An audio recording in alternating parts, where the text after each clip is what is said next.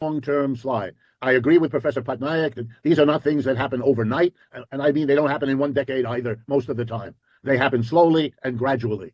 But that the direction, what all I mean when I talk about the collapse of the dollar, is that its unquestioned position, a little bit like what I assume the British pound was during the heyday of the British Empire, the US dollar has been in the heyday of the American Empire. As the American Empire declines, the dollar will. They are tied together. But I don't mean some sudden, disappearance, nothing like that. And let me tell you why.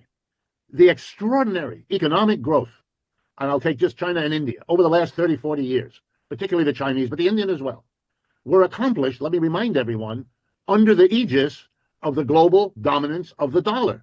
Many Chinese capitalists will tell you that the dollar gave them, the global role of the dollar gave them all kinds of opportunities, cost savings, investment growth. So there's a mixed attitude.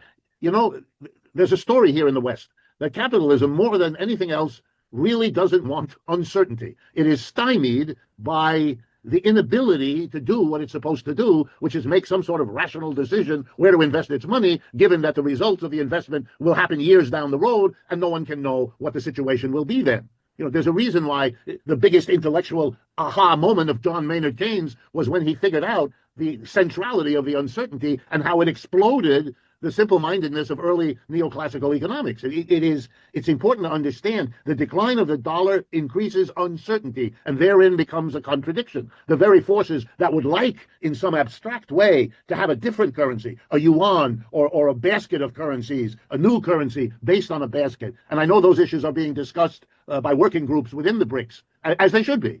But you can see that the capitalist class might want to go in another direction, but is held back by the benefits of the dollar that they have already realized, and now for many years, and the risk of an uncertain interperiod, which they do not look forward to at all.